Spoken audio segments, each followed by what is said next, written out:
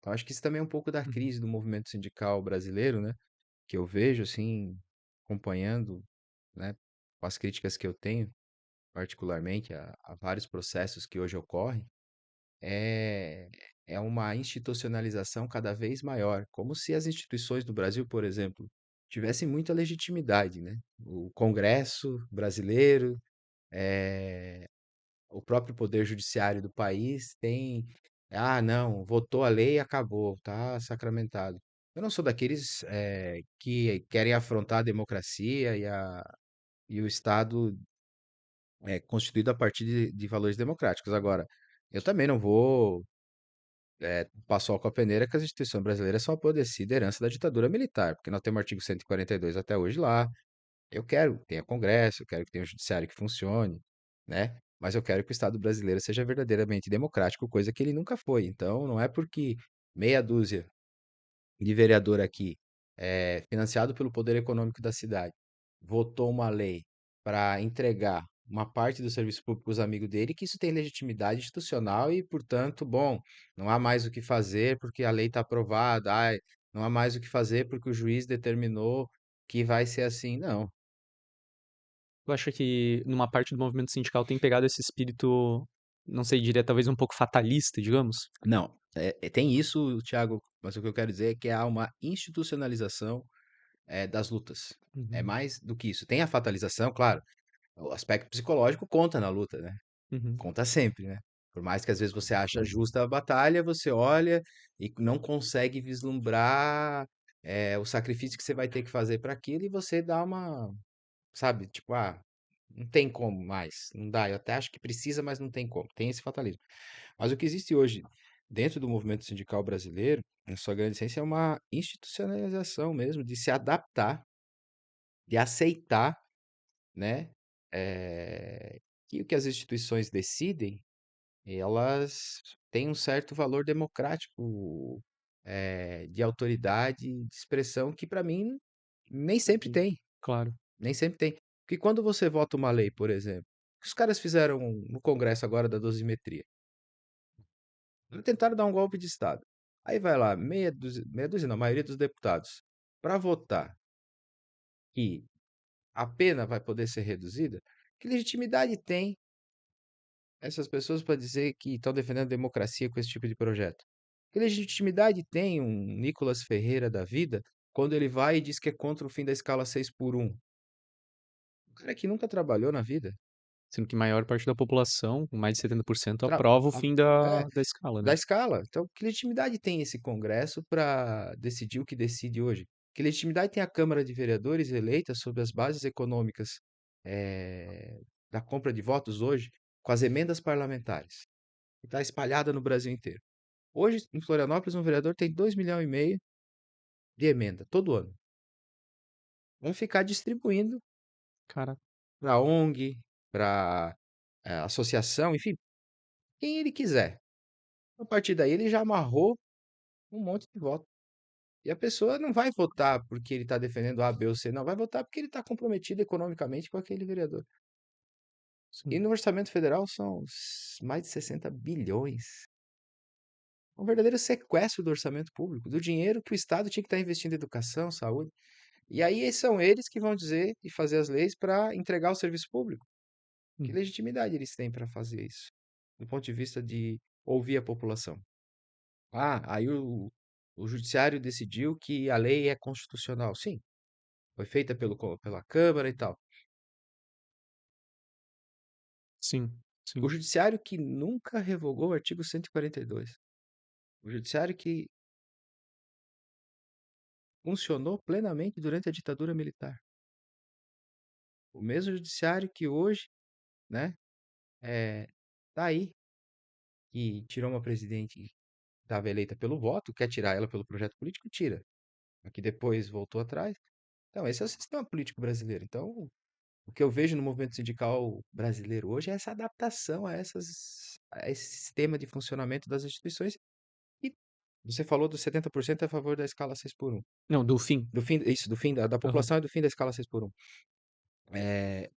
Se perguntar para a população qual o grau de confiança ou legitimidade que tem o sistema judiciário brasileiro, E os políticos, como o povão fala, né, você vai ver que é 70% só que negativo, Claro. que ninguém acredita. Eu acho que tem um senso entre a população trabalhadora de que a gente tá falando de um covil de ladrões, em geral, quando a gente fala do Congresso, etc.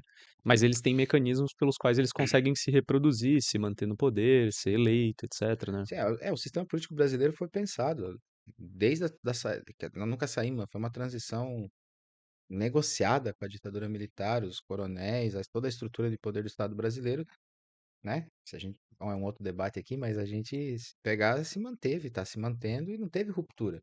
Nós tivemos uma ruptura democrática, do ponto de vista de uma ruptura democrática no país. O Brasil nunca viveu isso. Nós somos governados pelos mesmos interesses, pelos mesmos grupos econômicos há muito tempo. A gente tenta, né, enfrentá-los, tenta fazer contrapontos, mas quem tem as cartas do jogo continuam sendo os mesmos, né? É, esse debate sobre o que a gente entende por democracia propriamente, ou o que a gente entende como a democracia burguesa, essa democracia que está hoje, ele é muito importante, inclusive, para desmistificar um monte de coisa, né? Porque você está se referindo a uma crítica, digamos, que eu imagino que pega muito dirigente sindical, e que, enfim, pega o que a gente esperaria ser quadros mais bem informados da classe, etc. Mas se a gente pega na grande maioria, tem uma discussão que é importante de ver de que, bom, esse processo eleitoral que a gente vai lá a cada 2 anos apertar um número numa urna, não é que ele é, ele é corrompido como os bolsonaristas querem dizer, né? Que você digita um número vai aparecer outro. Não, ele é corrompido num sistema muito mais profundo e estrutural. Não Uhum. é a legitimidade da urna em si mesmo, mas é a forma de como essa decisão chegou até ali, né? Então, E a gente, então, você partir da discussão do que é democracia, vai lá nos gregos. Os gregos, na essência, né? Não quero aqui. Na essência era uma pessoa, um voto. Lógico, aí tinha a questão, eles tinham escravo, tinha as mulheres, mas era uma pessoa, um voto. A essência quando começou lá na filosofia. Você vê no Brasil, uma pessoa não é um voto. Nosso voto não é igual no Brasil, por conta do sistema político brasileiro. Porque você vê a distribuição do número de deputados federais, ela não é proporcional ao número de habitantes por estado. Quantos senadores cada estado tem? Três. Todos têm três, não importa o tamanho da população. Então, não é o princípio da democracia uma pessoa, um voto, né? Tem peso? a Então, lógica do federalismo daí, né? você tem peso no Uhum. voto? Então não é igual. Por que que foi montado isso? Foi montado para manter uma elite industrial com uma elite rural controlando o país, os senadores biônicos. Aí você fala, a gente está falando aqui da greve. Eu vou lá, tem os acordos e convenções da Organização Internacional do Trabalho, que é um organismo tripartite, né? Que tem governo, patrão e trabalhador, organização das três partes, né? Estabelece uma série de regras para dizer que você tem direito à greve. Beleza. Aí você vem para Florianópolis, você pega lá todos esses acordos e vai lá e monta. Ah, tem a lei de greve no Brasil. Tem que avisar com 72 horas. Tem que isso, tudo, tal, tal. Tem que informar com a sociedade. Tem que fazer a comunicação para o patrão. Tem que ter uma assembleia. Tem que ter prova que a assembleia, né? A assembleia tem que ter quórum. Aí você cumpre com tudo isso. Tudo que tá lá. Aí a prefeitura vai lá e entra com como a gente já viu em outras greves nossas. Aí ela vai lá e fala assim: ah, a greve deles é uma greve política. Aí pega o desembargador, olha, esquece tudo que você fez lá para cumprir a lei de greve. Ele ignora as leis. Ah, não, a prefeitura falou que a greve é política. É, de fato. Não, o sindicato não pode fazer greve política. Então, a greve é ilegal. O que significa fazer uma greve política Eu não nesse. sei. Ah, o que eles pedem, não sei o que passa na cabeça do juiz, porque Sim, toda sim. ação nossa é política. Mas vamos lá. Quando eles acusam de greve política, eles querem dizer que a greve ela não tem o interesse de responder a questões dos trabalhadores que estão envolvidos na greve. Ela tem o interesse de fazer um tipo de marcação de posição na sociedade do tipo político-partidária, que não é o caso quando você tem uma pauta aprovada. Claro. Aí o desembargador pega, olha aquilo e fala: a greve é política, greve ilegal. E aí diz assim, e ainda vai além, né? Sindicato encerra a greve, ele decide, não são os trabalhadores. Ele passa por cima de todas essas convenções e normas e leis sobre direito de greve. O que ele, o Volta, que ele exigiu pra entrar em greve, ele não exige pra sair, então. volta. Se não voltar, eu vou cobrar uma multa, que é uma forma de asfixiar economicamente a organização dos trabalhadores, uma multa milionária, e enfim, uma série de punições, e vai despachando, e vai despachando, e vai despachando, e vai despachando. Eu já enfrentei situação, os caras falam, tem que prender. Tá lá, os caras vai despachar o pedido de prisão. Eu falei, prisão? Por quê? Que crime que eu cometi? Ah, você é o presidente do sindicato, tem uma decisão que tem que acabar com a greve, e você não acabou com a greve. Não sou eu que acabo com a greve, pô. Eu sou o presidente, eu organizo a assembleia. Quem vota são os trabalhadores. Eu sou o Já teve casos sou o porta-voz. de prisão mesmo, de pedido. Teve vários, eu já respondi uns três já. Assim, quando eu era presidente. Hoje não, Uhum, não sou uhum. mais presidente, mas é, lá pra audiência e falar assim, tá, eu sou o presidente, eu não sou o dono do sindicato. Vocês medem a gente pela régua de vocês, que aqui no judiciário o juiz manda e acabou? Não. Tem 3.000, 4.000 na Assembleia. Quem vai votar o fim da greve são eles. E o que eles esperam para encerrar a greve é uma resposta para a pauta. Não é ameaça. Não tem esse poder de dizer quando acaba e quando termina uma greve. Quem tem esse poder são vocês, que são o Estado, e tem que entregar uma resposta para a pauta. O controle se a greve continua ou não está na mão de vocês. E se vocês apresentam respostas para as nossas reivindicações, por que que nós vamos cruzar os braços? Então, assim, é esse tipo de lógica de como o Estado atua. E aí, hoje, você vê muito sindicato, e eu vejo sempre, não, vai entrar a judicialização da greve, não dá mais, vamos sair. Não dá para fazer greve porque vai entrar multa, vamos sair. Não vamos pagar multa. O maior patrimônio que um sindicato tem?